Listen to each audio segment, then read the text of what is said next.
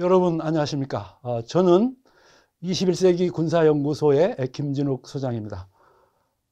오늘 여러분들에게 평화의 마음과 통일교육의 혁신과제라는 주제로 좀 말씀을 드릴까 합니다.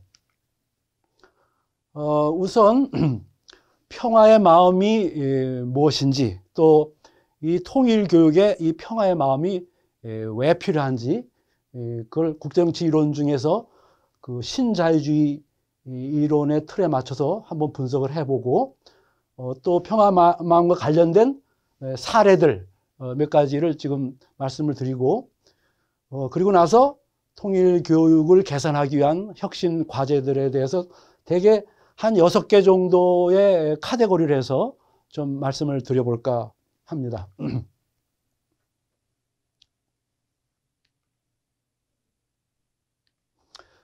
우선 그 평화라는 말, 여기 이 사람이 지금 그 노르웨이의 요한 갈탕이라는 오슬레드 교수인데, 이 사람이 그 아주 저명한 평화학자예요. 이 사람이 한국에도 뭐 자주 오고 북한에도 자주 가고 뭐 여기 시민 여기 활동에도 참여하고 뭐 그런 분인데, 이분이 이 평화에 대한 정의를 소극적인 평화와 적극적인 평화가 있다.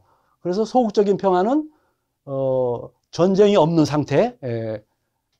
그런데 적극적인 평화는 단지 전쟁이 없는 것이 아니고 모든 문화적인 뭐 여러 가지 모든 그런 평화라고 이제 적극적인 평화라고 얘기하는데, 사실은 이분이 쓴 그 평화를 수단으로 하는 평화적인 수단에 의한 평화, 그런 책자가 있는데, 거기에 책자에 이 적극적인 평화를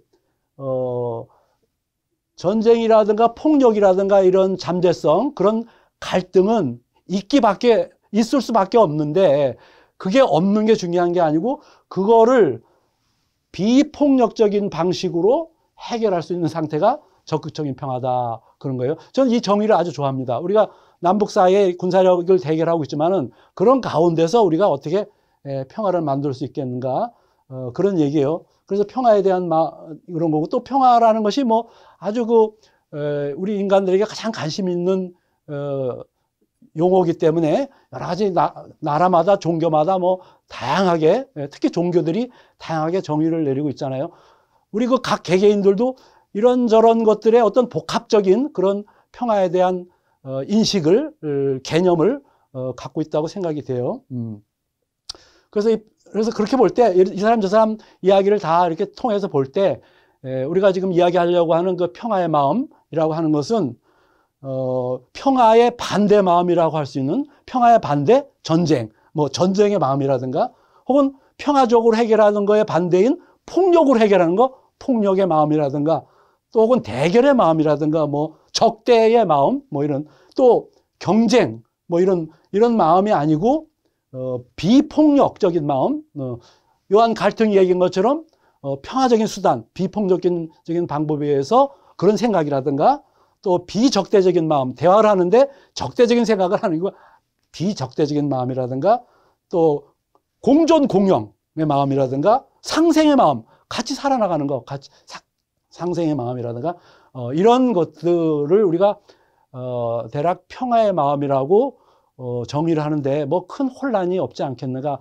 그런 생각이 들고, 사실은 제가 요 정도로 해두고, 사실 평화의 마음에 대해서 이것을 신자유주의자들, 특히 조지 나이가 이야기하는 스마트 파워하고 연결해서 오바마 대통령 때 아주 미국 외교 정책의 기조가 되어 있던 것이 스마트 파워인데, 스마트 파워 관련해 가지고 많은 이론들이 나오고, 그래서 그걸 제가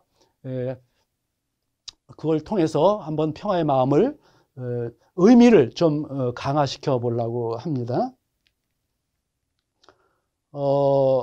뭐 시간 관계상 넘어가고, 국제 현상을 보는 여러 가지 시각들이 있어요. 현실주의라든가 자유주의라든가 뭐 구성주의라든가, 또 뭐 구조주의라든가, 뭐 마르크시즘이라든가, 또 뭡니까, 뭐 종속이론이니 해방이론, 뭐 주변 중심이론,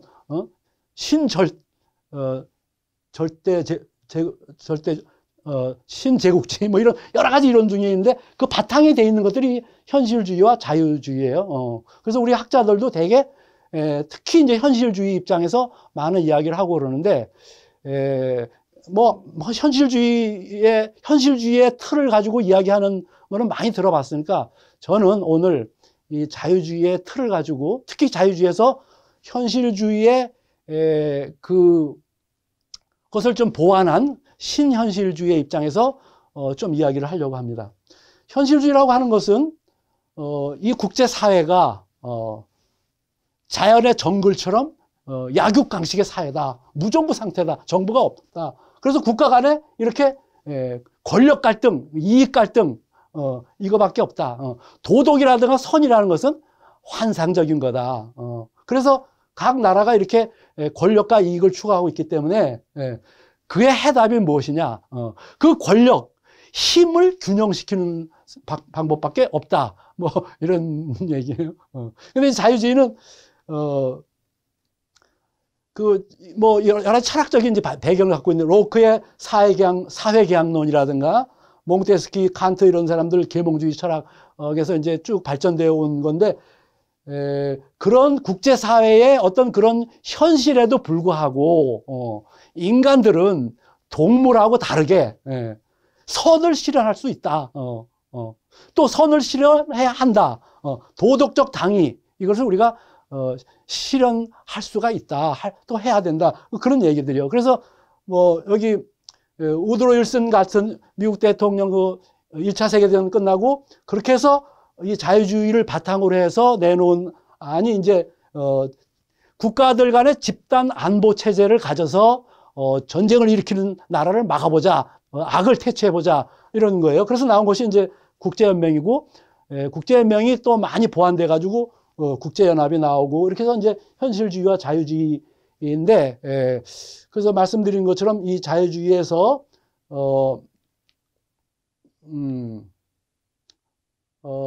자유주의에서 좀 더 발전된 신자유주의를 제가 이제 말씀드리려고 하는 겁니다.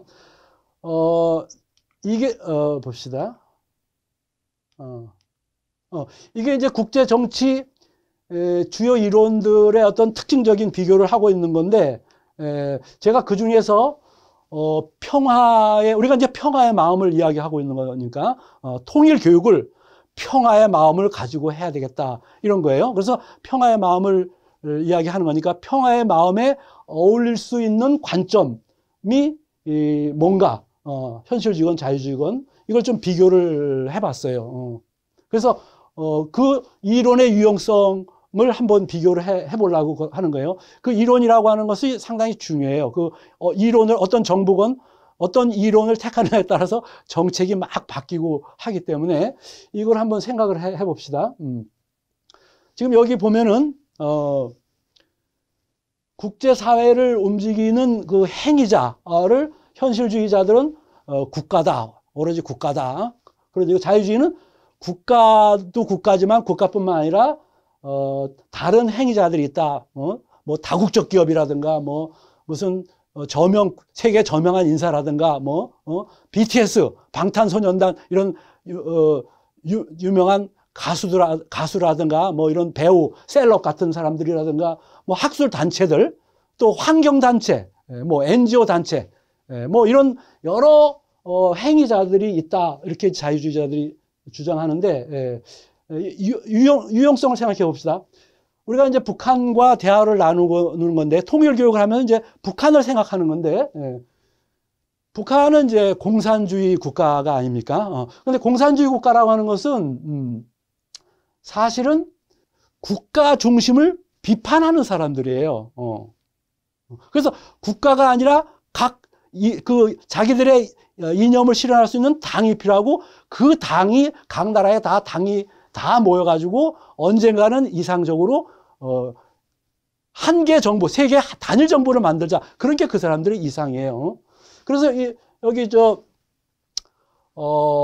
소련 연방이 처음 시작할 때 레닌이 트로츠키한테 이제 그 외무부 장관을 제안을 하는데 그때 트로츠키가 하는 말이 우리 소연방의 외무부를 만드는데 이 외무부를 만드는 목적은 소련을 포함해서 모든 나라의 외무부를 다 해체시키기 위한 것이다. 이렇게 이야기를 하는 거예요. 그러니까 각 나라의 외무부라는 것이 국가 중심이기 때문에 국제공산주의를 만드는데 방해가 된다. 그런 얘기예요. 그러니까 현실주의는 국가가 중요한 거고 자유주의는 국가뿐만 아니라 이렇게 이야기를 하는데 그래서 이 북한과 대화를 나누고 그러는데 대화를 나누는 거니까 이 자유주의의 틀이 더 유용하지 않나 그런 생각이 이제 드는 겁니다. 또 그 인간의 행위를 결정하는 것, 또 국가의 행위라는 것이 인간이 결정하는 거니까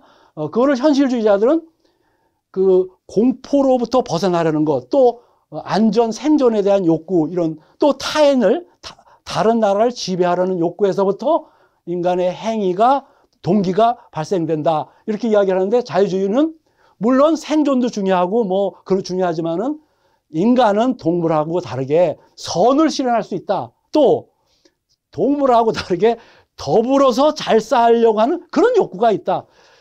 뭐 그렇지 않습니까? 인간은. 어쨌든 그런데 이 공산주의 국가들은 뭐냐면은 자기들식의 정의, 자기들식의 가치를 실현한다 그런 거예요. 생존, 안전 물론 그런 것도 중요하지만은 그래서 이런 점에서도 자유주의와 서로 대화가 가능하다 그런 거고 뭐 시간상 다 볼 수는 없는 거고 여기 이제 국가의 지배력이 현실주의자들은 군사력이다 이렇게 얘기하고 있는데 자유주의자들은 군사력뿐만 아니고 협상이라든가 설득력이라든가 뭐 경제, 무역 이런 것들이 국가의 지배력이다. 국가의 하나의 힘이다. 지배력이다. 이렇게 얘기하는데 공산주의자들도 북한도 마찬가지고 공산주의자라는 것은 군사전쟁을 하는 게 아니고 혁명전쟁을 하는 거예요. 공산주의를 퍼뜨려야 되겠다.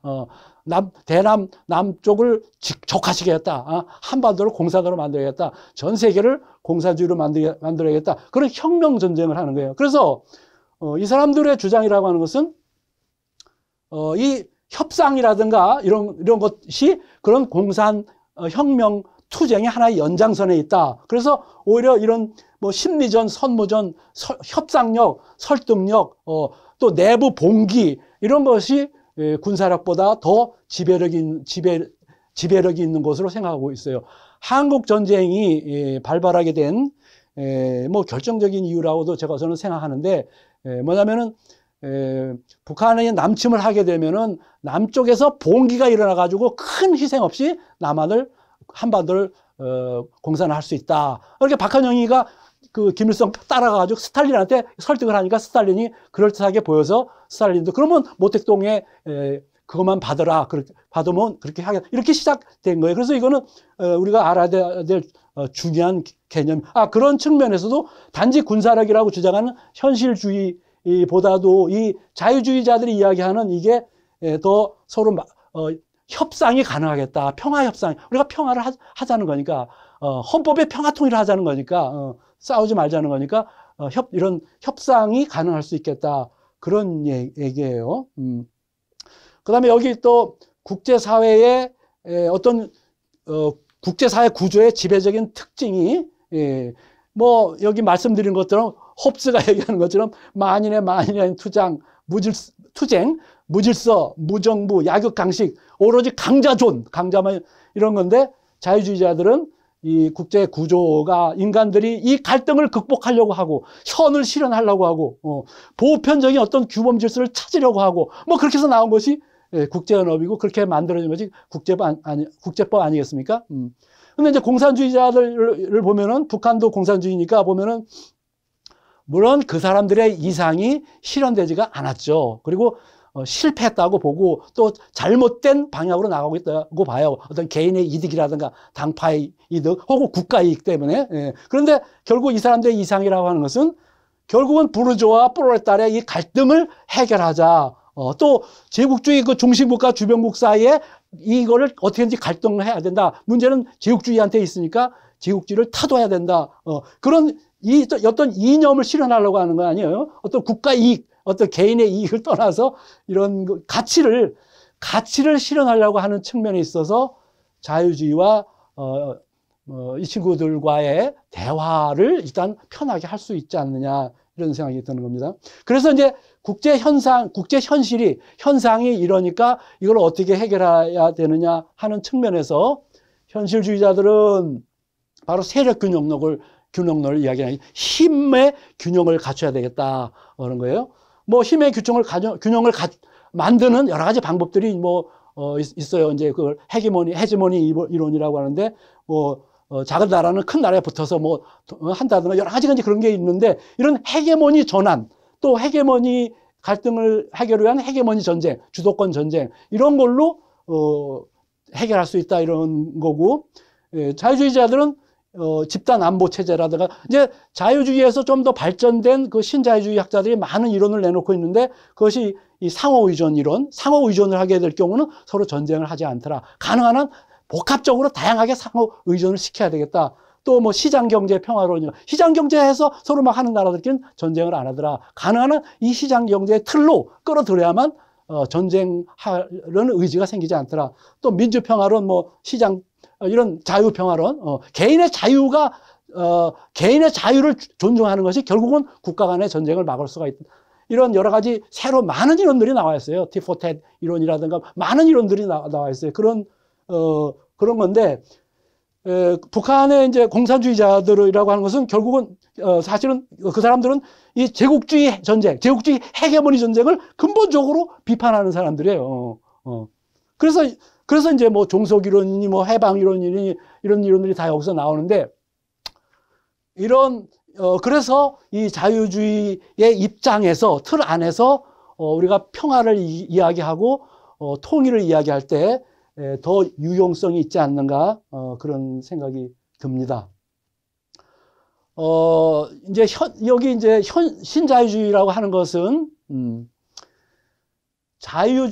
현실주의의 핵심적인 가정들을 그대로 수용하면서 자유주의가 추구하는 이 이상을 실현해보자.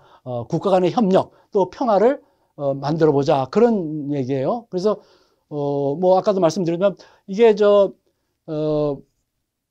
오바마 대통령 당시에 본물 터지듯이 많은 이론들이 나왔어요. 말씀드렸나? 하여튼 이라크 부시가 이렇게 참전하면서 많은 또 역작용들이 발생했기 때문에 그거에 대한 리액션으로 이제 이렇게 됐다고 보는데, 그래서 그 핵심이라고 하는 것은 이렇게 중앙의 권위, 또 이런 무정부적이고 이런 경쟁적인 약육강식 체제에서 어떻게 협력을 해서 평화를 만들 것인가 노력을 해보자, 이런 얘기예요.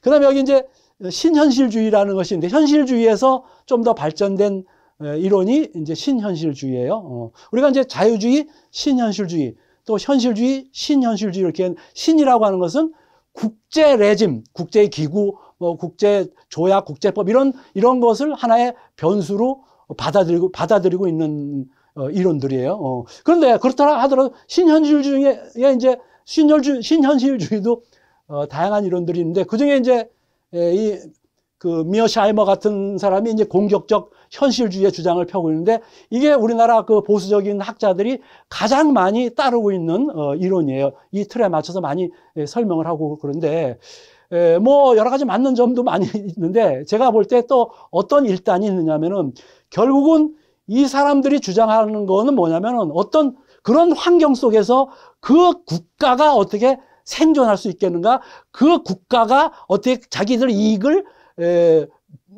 키울 수 있겠는가, 그 국가 권력을 어떻게 구가할 수 있겠는가, 어떤 한 국가의 문제, 혹은 자기 국가의 문제, 이런 거 아니에요? 그래서 어떻게 협력하자는 이런 게 아니고, 생존 욕구에 대한, 혹은 다른 국가를 지배하려는 욕구에 대한, 그런 거에 대한 연구의 측면이 좀 있다고 봐요. 그래서 이분들이 신현실주의건 신자유주의건 대부분이 미국 학자들이에요. 그래서 그러니까 그런 측면에서 이런 사람들이 결국은 자기 국가의, 결국은 미국의 입장에서 이 신현실주의를 이야기하고 있는 거 아닌가. 그렇게 볼 때 남한과 북한 사이에 힘이 정이다. 결국 힘과의 균형이 결정할 것이다. 그러면 계속 힘을 군사력을 경쟁하게 될 텐데 거기서 어떤 솔루션을 만들 수 있을까? 그런 생각도 이제 한번 해보는 겁니다.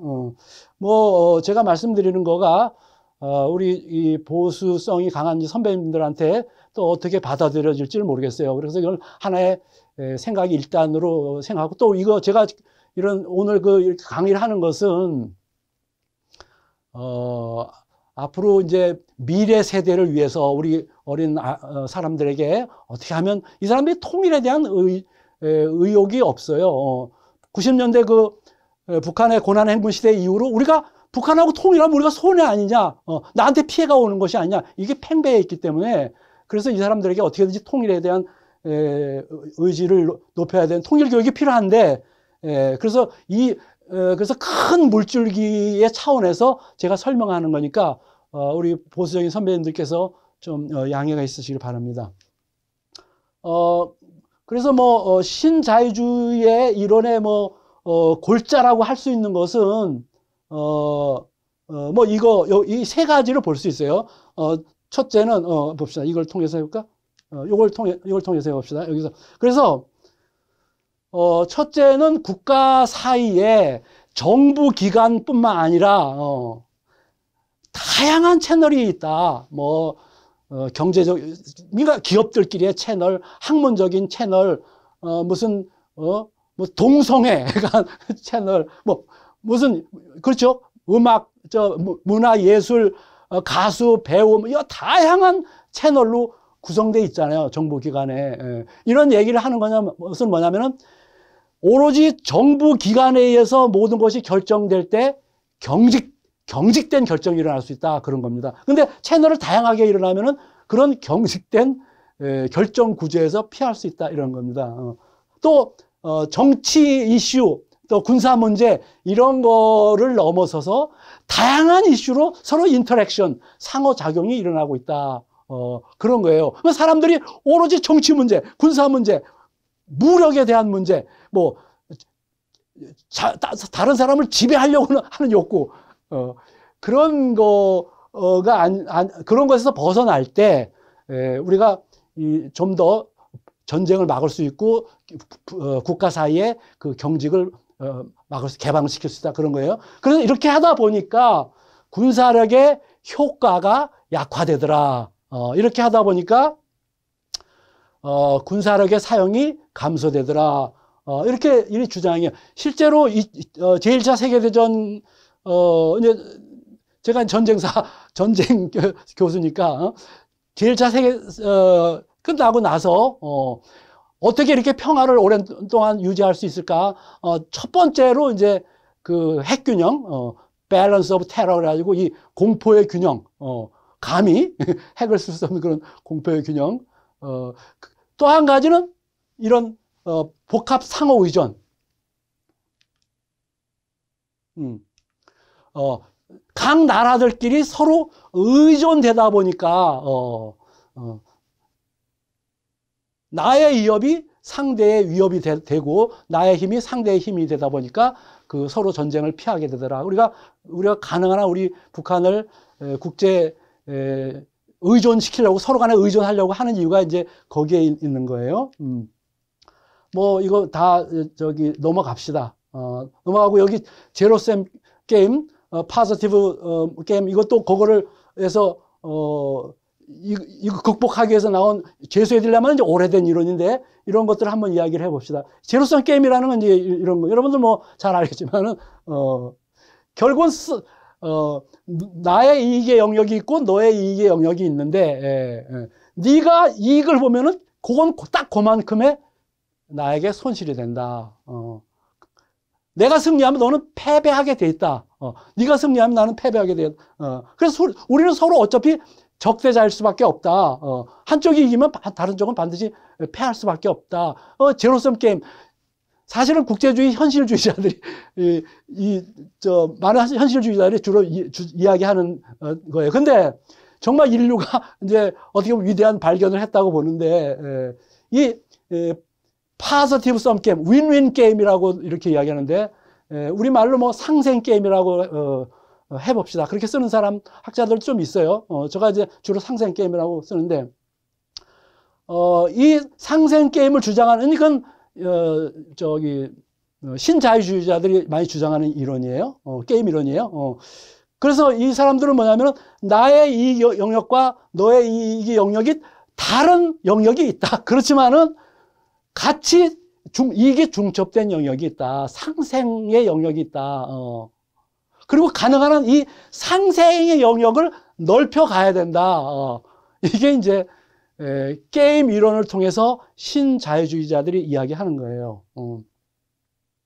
그래서 적대자로서의 영역과 적대자로서의 영역과 동반자로서의 영역이 있다. 그걸 늘려가야 된다. 그래서 함께 이기고 함께 지는 상생영역의 확대가 상호의존이에요. 우리가 남한하고 북한 사이에 일본 문제에 관해서는 같이 공통의 이익이 있는 거 아닙니까? 상생, 동반자의 영역이에요. 이런 영역을 가나 넓혀 나가야 되는 거예요. 경제에서도 넓혀 나가고, 문화에서, 예술에서도 넓혀 나가고, 또 좀 더 나가서 뭐 외교에서도 넓혀 나가고, 나중에 이제 또 뭐 만약에 정치적으로 또 넓혀 나간다면은 쉽지 않은 일이지만 어쨌든 이 상세 영역을 넓혀 나가는 것이 중요하다. 그런 얘기예요. 그래서 이제 죄수의 딜레마라는 것이, 뭐 특히 현실주의자들이 이걸 아주 잘 활용하는 이론인데, 오랫동안 이제, 각 나라들이 혹은 인접해 있는 나라들이 왜 군사력 경쟁을 할 수밖에 없는가? 왜 무장 경쟁을 할 수밖에 없는가 하는 것을 국제정치 이론가들이 기본적으로 설명하는 이론들이에요. 그리고 제가 이제 간단히 설명을 해봅시다. 어떤 두 사람이 대마초 피우다가 마약하다가 이제 걸렸어요. 그런데 그 사람들이 단지 그 마약을 피웠다면은 마약 피운 것만으로는 1년 징역을 살게 돼 있어요. 그런데 수사관들이 가만히 보니까 이 사람들이 단지 자기만 마약을 피우게 한 게 아니라 마약 판매상, 마약 거래상일 가능성이 짙은 농후한데 증거가 없는 거예요. 그래서 이 두 범죄 용의자를 다른 독방에다 가둬놓고 이 죄수 애한테 너가 상대방이 마약 거래상이라는 걸 이야기해주면, 그리고 그 증거를 해주면은, 우리 그 사법부의 그 사법 거래라는 게 있어요. 그러니까, 그 사람들 내부의 정보를 그 사람들이 잘 아니까, 만약에 수사 편의상 그 수사를 잘 하게 해주는 대가로 감형을 해주는 그런 제도가 있어요. 그런 공식적인 제도인데, 뭐 오랫동안 있었던 제도인데, 그런 사법 거래에 의해서 이 친구한테 너가 죄수 B가 마약 거래상이라는 것을 증거를 주고 뭐 고발만 해주면은 너는 바로 풀려날 수 있다. 그런데 그럴 경우에 이제 죄수 B는 10년 징역을 마약 거래상은 10년의 중형을 이제 받게 되는데 마약 판매상은 그렇게 되는 거예요. 그러니까 죄수 A는 그런 유혹을 느끼죠. 같이 마약 판매를 했지만은 만약에 죄수 B 저 사람이 나를 같이 하지 않았다고 침묵을 유지하고 자기가 저 사람 마약 거래상이라 그럴 경우에는 자기는 무죄를 하고 이 사람은 10년 동안 살게 되는 거 아니에요? 죄수 B의 입장에서도 마찬가지예요. 그 양쪽에 이제 수사관들이 이렇게 할 때 고민을 하게 되겠죠. 저 친구가 과연 침묵을 지켜줄 수 있을까? 아니면은 마약 거래상이라는 거를 우리가 마약 거래상이라는 것을 자백을 할 것인가? 고민을 하겠죠. 그런데 아마 저 친구 믿을 수 없어. 자백할 거야. 그럼 저 친구는 풀려나고 나는 10년 살겠지? 이렇게 되는 거예요. 이 친구도 마찬가지 똑같은 생각으로 이제 그렇게 되겠죠. 그렇게 될 경우는, 그래서 만약에 둘 다 서로 마약 거래상이라고, 이제 고발을 하게 될 경우에는 저 친구가 마약 거래상이라고 이야기한 것 때문에 1년 감형을 받고 징역을 이제 9년을 살게 되는 거예요. 그런데 만약에 양쪽이 다 침묵을 유지하면은, 마약을 피운 죄 1년만 살고 나오면 되는 거예요. 이 남북 간에 이게 군사력 대결이 똑같은 거예요. 서로 간에 신뢰가 없기 때문에, 북한이 대남 적화를 하려고 그러겠지. 또, 북한전에서는 남한이 흡수 통일을 하려고 하기 이런 불신 때문에 결국은 9년 징역을 살게 되더라. 그런 얘기예요. 1년 되는 거. 근데 이 신자유주의자, 이 로버트 엑셀라드라는 사람인데, 이것을 현실주의자들이 계속 이야기를 하니까 이렇게 군사력은 대결이 일어날 수밖에 없다. 그래서 우리는 무장을 해야 된다. 우리는 중국에 대해서, 떠오르는 중국에 대해서 무장을 해야 된다. 중국은 미국을 우리가 해서 어차피 무장을 해야 된다. 현실주의자들이 이제 그렇게 얘기하니까 이 T for Tat 게임, 뭐 T for Tat 스트래티지 이렇게 T for Tat 전략이라고도 하고 하는 게임인데 어떤 게임을 했느냐면 처음에는 이 죄수 A, 죄수 B가 서로 불신하게 돼가지고 9년 징역을 둘 다가 살게 되더라. 또 몇 번 살게 되더라. 그런데 이것을 계속 반복을 했더니 결국은 설사 자기가 침묵을 설사 어떻게 됩니까? 뭡니까? 그래서 이제 결국은 서로가 침묵을 유지할 때 1년 징역밖에 살 수 그런 레슨을, 그런 교훈을 여러 가지 계속 반복하다 보니까 그런 결론에 도달하게 실제 실험을 해본 거예요. 케이스 실험을 해보니까 결국은 이렇게 도달하게 되더라 그런 얘기예요. 그러니까 처음에 불신이 있지만은 점점 대화를 나누고 좋게 하고 그러면서 그 불신이 약해지고 신뢰가 조금씩 늘어나가지고 그렇게 하더라는 얘기예요. 저는 이거 예를 들어서 우리가 북한하고 남한 간의 신뢰를 가질 수 있다면은 지금 여기 각 나라가 북한과 남한이 9년의 국방비를 낭비하고 있는 거예요. 근데 서로 하면 1년만 낭비하고 나머지 8년은 복지비로 돌린다든가.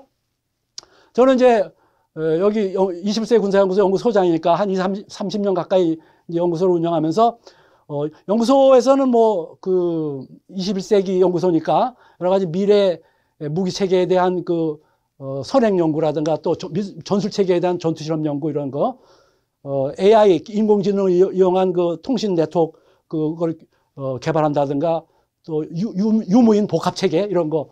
또 요즘 KFX 이제 막 들어가는데 KFX를 단계적으로 단계적인 발전방을 연구해서 하고 그래서 업체라든가 뭐 카이라든가 국방부 각 뭐 방사청 여러 가지 이제 해서 하고 있는데 제가 아쉬운 게 뭐냐면은 우리가 이 돈을 만약에 우리가 무기 체계라든가 전술 체계가 북한과 싸우기 위한 무기 체계 전술 체계하고 외부의 위협을 맞서기 위한 무기 체계, 전술 체계가 달라요. 그래서 이거를 전략해서 한 8년 예산을 전략해서 뭐 복지비도 복지비지만은 정말 외부의 위협에 중국, 일본 뭐 전부 다 잠재 위협들이니까 미국은 뭐 멀리 있으니까 그다음에 러시아 뭐 여러 가지 이런 외부의 위협에 대비하는데 우리가 이 예산을 쓸 수 있다면 이 낭비되는 8년의 예산을 쓸 수 있다면 얼마나 좋을까 그런 생각이 들어요. 여기 이제 우리 말로는 이제 수수 상승 효과라는 게 있어요. 이것도 보편화된 이론은 아닌데 어떤 종교에서 이거 말을 자주 쓰고 있던데 뭐냐면은 서로가 불신이 있고 서로가 불편한 관계인데 한쪽에서 먼저 약간의 손실을 감내하면서 약간을 주는 거예요. 뭐 상대방에게. 그러면 상대방이 그 약간 받은 거에 조금 약간을 더 보태서 또 주는 거예요. 그럼 그 더 보태준 거에 조금 보태서 더 주고 이렇게 줄 숫자 받을 숫자 이게 계속 진행되면은 수수 상승 효과가 일어나더라 그런 거예요. 이거 뭐 T4Tat 게임하고 이제 비슷한 설명인데 그렇게 해서 남북 간에 이런 방법밖에 뭐 있겠어요. 이런 방법밖에 없다. 뭐 이데올로기 네가 잘났다 내가 잘났다 이렇게 뭐 우리가 예를 들어서 지금까지 어떤 이제 우리 현실주의 학자들이 주장할 때 통일은 대한민국 주도로 자유민주주의를 기반으로 통일해야 된다. 북한이 같이 하지 않으면 의미가 없잖아요. 서로 가능한 대화를 해 나갈 이제 필요성이 있다고 보는 겁니다. 시간이 오케이. 지금 이거 저 햇볕 정책과 스마트 파워에 관해서 제가 좀 말씀을 드리려고 합니다. 저는 그 김대중 대통령이 대통령 되기 전에 뭐 한번 만났는데 여기 뭐 그 뭡니까 아구찜 아구찜 잘하는데 있으니까 한번 같이 약속 있느냐 없습니다. 그랬더니 같이 가서 이제 아구찜을 먹으면서 이 햇볕 정책 이야기 하더라고요. 처음 들었어요, 그때.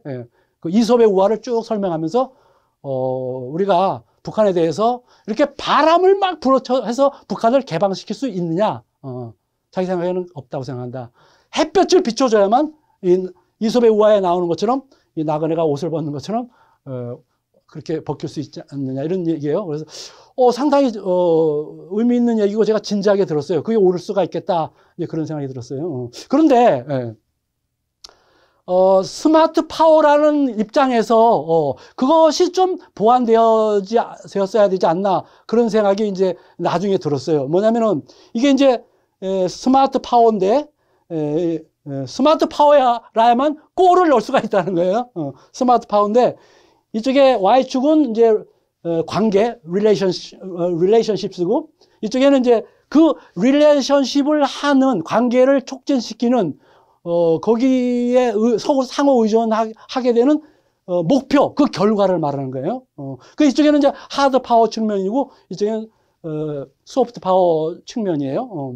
그래서 뭐냐면은 관계를 증진하기 위해서 상대방에 대해서 뭐 동정을 해주고 개선을 시켜주고 서로 협조 공동을 하고 상대를 개발시켜주고 이런 일을 하면서 동시에 여기 goal focused 목표에 집중을 해야 된다.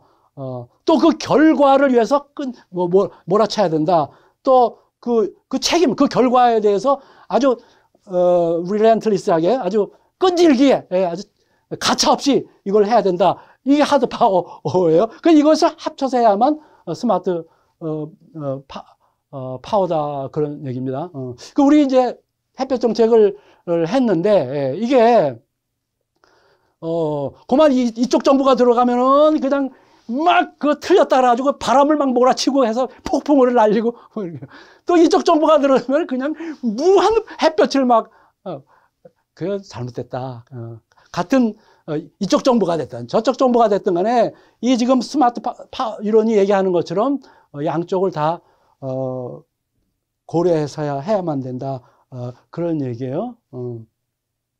했어야 됐다. 그런 얘기. 이거 할 얘기는 많은데 이 정도로 해두고. 그래서 이 조셉 나이가 뭐 이제 미국의 이제 국방부입니까? 국무부입니까? 국방부인가? 거기에 또 일을 하면서 이 스마트 파워에 대해서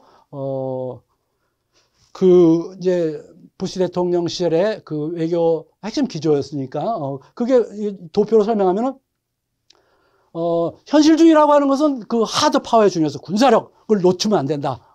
통일을 하더라도 우리는 이거를 꼭 움켜쥐고 있어야 되겠다. 맞는 얘기죠. 위험하니까 안전빵으로 해야 되겠죠. 그래서 그렇게 하는 거고 자유주의는 그런데 그것도 물론 중요하다. 그렇지만은 그 스마트 파워가 모든 걸 결정하지 않기 때문에 군사력이 모든 걸 결정하지 않기 때문에 이런 소프트 파워, 어떤 정치적 리더십, 또 자유민주주의, 개인의 자유라든가 문화, 예술, 경제 뭐 이런 소프트 파워의 영역이 있다 이런 주장을 하는 거고 그러면 이 양쪽에 겹치는 부분이 이제 바로 스마트 파워. 그러니까 현실 하드 파워와 소프트 파워를 스마트하게 현명하게 이용하자 하는 것이 스마트 파워예요. 그래서 제가 이제 평화의 마음을 어떻게 가질 것이냐. 바로 이 스마트 파워의 마음이다 하고 이야기를 하는 거예요. 그리고 이 스마트 파워의 핵심에 이 복합적인 상호 의존이 있다 이런 거예요. 서로 어떤 데 이렇게 들어갈 때 어떤 후진국이 됐든 혹은 적대국이 됐든 자꾸 의존을 만들어야만 우리가 평화를 만들 수가 있으니까 그럴 경우에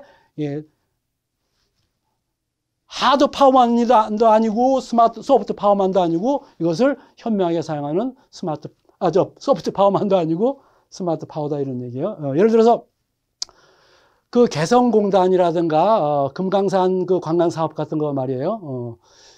그 현실주의자들은 이거는 우리가 북한에게 늘 잘해주는 대가로 우리가 특혜를 주는 거야. 뭐 보상을 주는 거야. 마치 선물 주듯이 이렇게 줬던 거예요. 주는 거예요.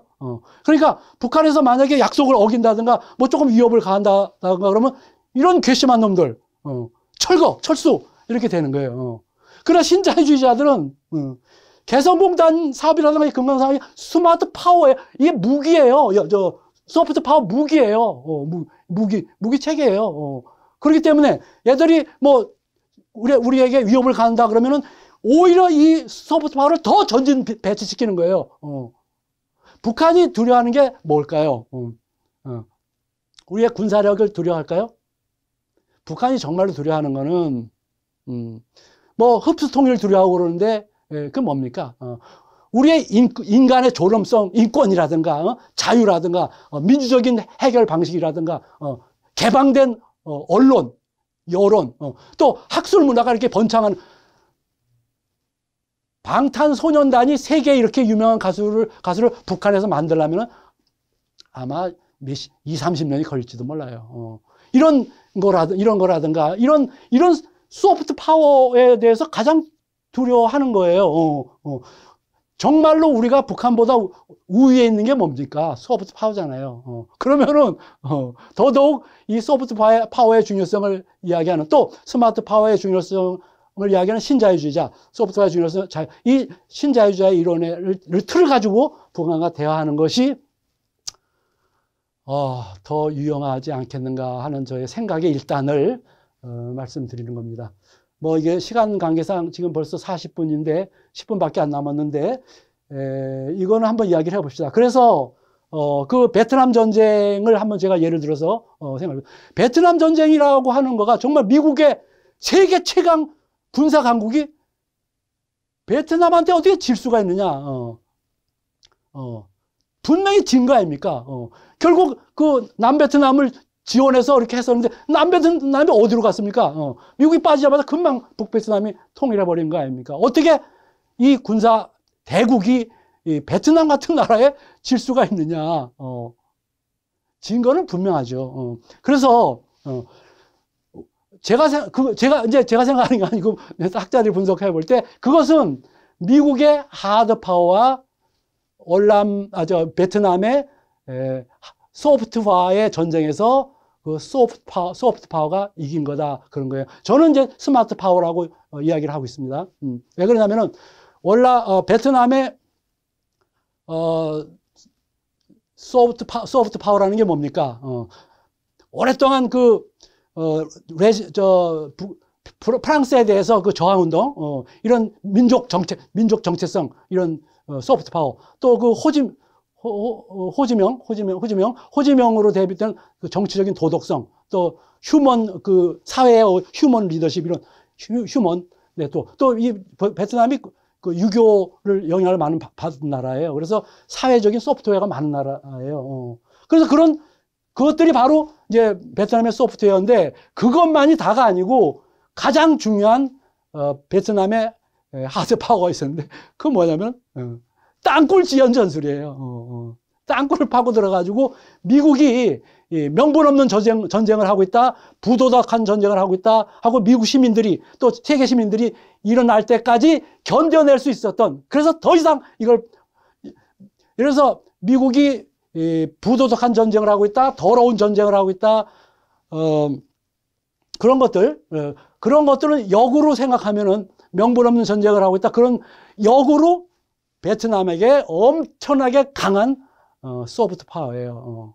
그래서 이 소프트 파워와 하드 파워가 땅굴 지원 전술이라는 하드 파워가 결합돼서 이 스마트 파워가 이긴 대표적인 사례라고 이제 생각이 되는 겁니다.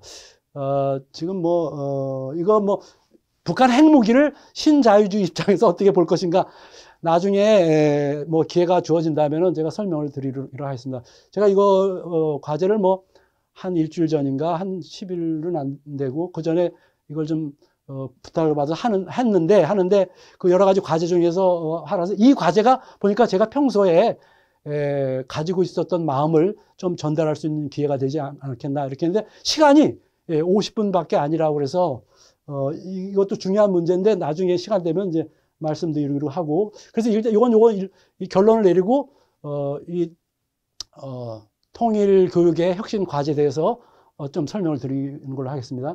그래서 우리가 한반도를 군대나 무기로 통일하려면은 전 민족이 살상할 수밖에 없다. 전쟁이 끝나더라도 그 남아있는 인원들이 그것을 인정할 수 없기 때문에 또 게릴라전이 지루하게 벌어질 것이다. 그렇게 된다면 여기에 그 군사 강대국, 무기 강대국들이 여기서 무기 시험장이 될 것이다.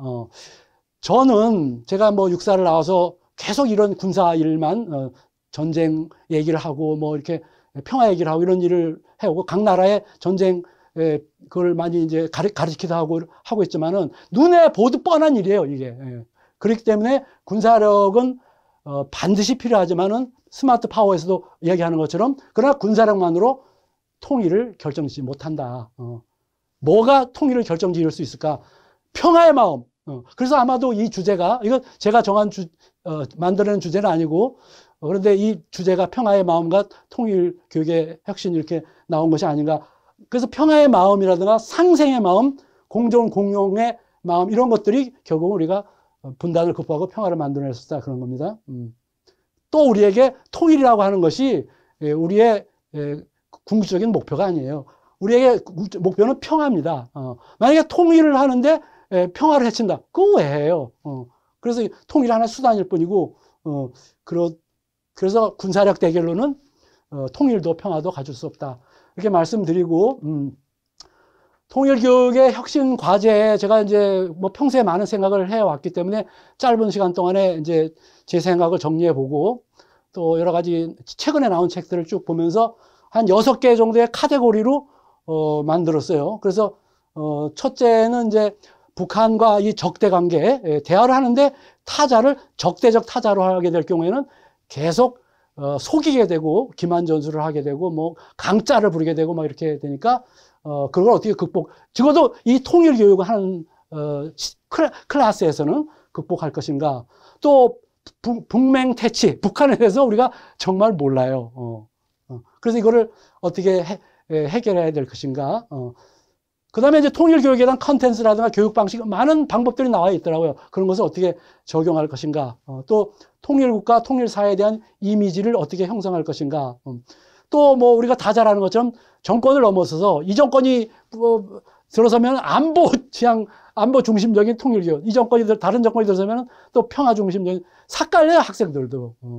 그래서 이게 역사의 큰 물줄기를 보고 통일교육이 돼야 되겠다. 그 다음에 통일교육이라고는 정말 중요한 것은 평화이기 때문에 이 평화교육하고 같이 결합이 돼야 되겠다. 그런 차원에서 대개 6개의 카테고리를 나눠서 쭉 대안들을 마련해 봤어요.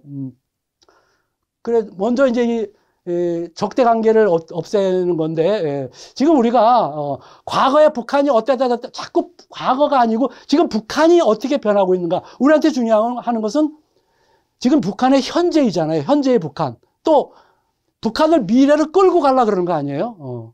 그러니까 북한의 미래, 이게 중요한 거 아니에요? 북한 현재. 그래서 북한의 과거가 아니라 미래, 또 미래 북한을 우리가 그래서 과거에 집착하기보다도 미래를 해서 우리가 함께 무엇을 할까, 이런 차원에서 이야기를 해야만, 물론 북한이 잘 따라오지 않다 하더라도 아까 그 수수 상승 효과처럼 그렇게 해서 이렇게 이제 뭐 시간 관계상 넘어갑시다. 또 북한에 대해서 너무 모른다는 거. 그동안에 우리가 북한에 대한 적개심을 조장하기 위해서 그게 필요했으니까. 해서 북한에 대해서 과장된 허위 사실들이 많이 있어요.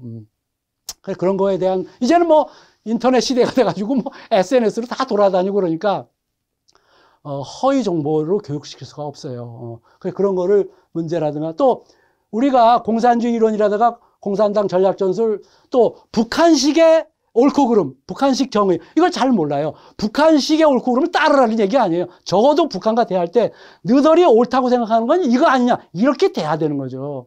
그런데 그거는 하고 설명이 돼야 되잖아요.